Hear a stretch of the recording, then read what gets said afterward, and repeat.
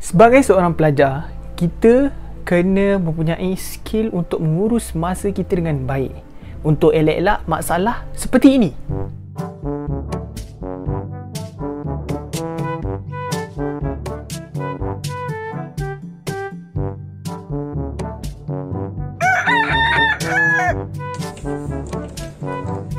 Thank you, madam.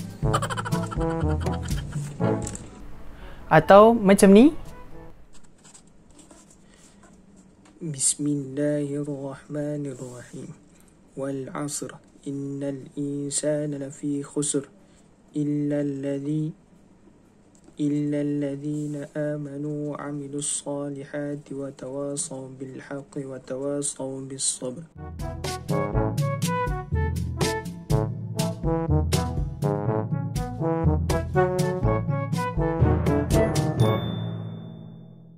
Atau yang ini.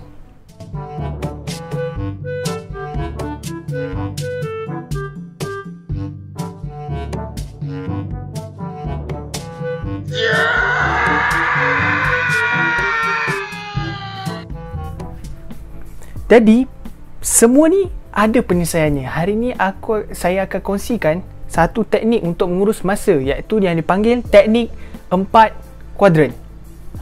Teknik 4 kuadran sangat mudah. Dia memerlukan 3 langkah yang sangat mudah dan sangat simple. Okey, sebelum tu, kalau anda belum ada kertas kat depan anda, pausekan video ni, pergi ambil kertas. Pergi cepat. Okey, semua dah ada kertas dah. Okey, jom ikut langkah. Okey, langkah yang pertama, listkan semua benda yang korang buat dalam seminggu. List dia semua panjang-panjang. List kat atas kertas tu, yang pastikan semualah, termasuk tidur, pergi tanas semua. Okey, boleh pause dulu video ni. List dulu. Okey, dah list dah semua benda yang korang buat dalam seminggu. Teknik kedua, korang lukis 4 kotak seperti mana yang saya tunjuk dalam visual ni lah. Kita lukis 1, 2 dan ada 4 kotak.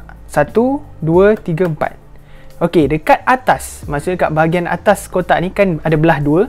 Kita tulis yang pertama, important atau penting.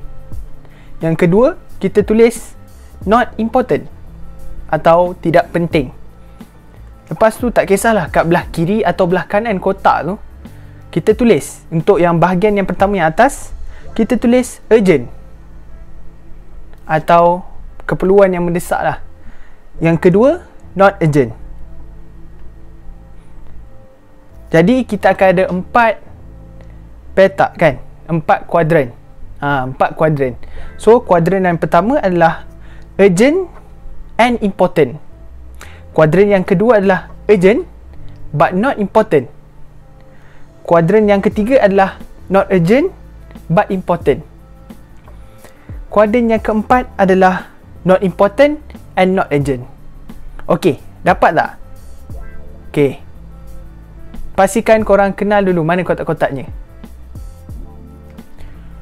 Okey, langkah ketiga dan yang terakhir, kita kena kenali kita punya aktiviti-aktiviti yang kita dah tulis tadi, kat mana tempat dia duduk dalam 4 kuadran ni. Saya akan tunjukkan satu contoh untuk setiap kotak. Jadi kuadran yang pertama, important and urgent. Apa benda important and urgent dalam kehidupan kita? Okey, sebagai contoh, dalam list saya letak solat dan juga kelas. Kedua-dua ni adalah important dan urgent. Solat bila masuk waktu, kena solat terus kan. Kelas pun sama juga. So solat dan kelas berada dalam kuadran yang pertama. Itulah contoh yang pertama.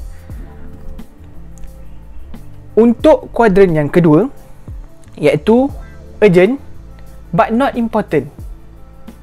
Sebagai contoh, kawan call dan dia ajak pergi makan. Dia urgent, kita kena buat keputusan terus sama ada nak ikut ke tak. Tapi kalau kawan kita yang jenis kita dah jumpa dah setiap hari kan, ataupun yelah, orang yang selalu kita jumpa, it is urgent but not important. Kita boleh set masa yang lain supaya kita boleh fulfill lagi masa kita dengan perkara-perkara yang lebih bermanfaat. Itu kuadran yang kedua. Urgent but not important.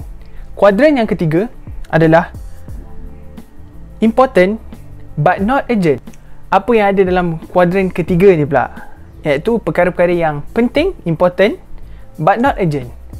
Sebagai contoh, makan, minum, tidur sangat penting, tapi kita boleh susun masa tu. Kita boleh susun. Itu adalah kuadran yang ketiga. Dan yang terakhir, kuadran yang keempat, not important and not urgent. Yang ini kita terus kena elakkan.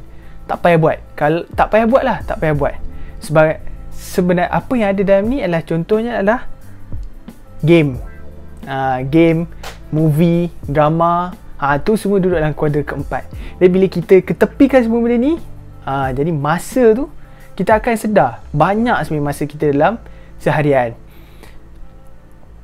So itulah cara untuk kita urus masa kita menggunakan teknik 4 kuadran. Jadi lepas kita dah urus masa sebenarnya ni, harapnya tak ada lagi masalah tak siap assignment, terlampau banyak assignment, tak cukup masa, tak cukup tidur. Sebab kita dah urus masa kita dengan secukupnya dan peruntukkan masa kita untuk ibadah kepada Allah SWT. Itu sahaja kali ni saya nak berkongsi teknik 4 kuadran. Urus masa dengan sebaik mungkin. Ingat, masa itu emas. Emas tu berharga, masa itu lagi berharga. Kalau kita dah terlepas masa, kita tak mampu ulang balik. Sekian sahaja daripada saya. Assalamualaikum warahmatullahi wabarakatuh. Semoga bermanfaat. Bye bye.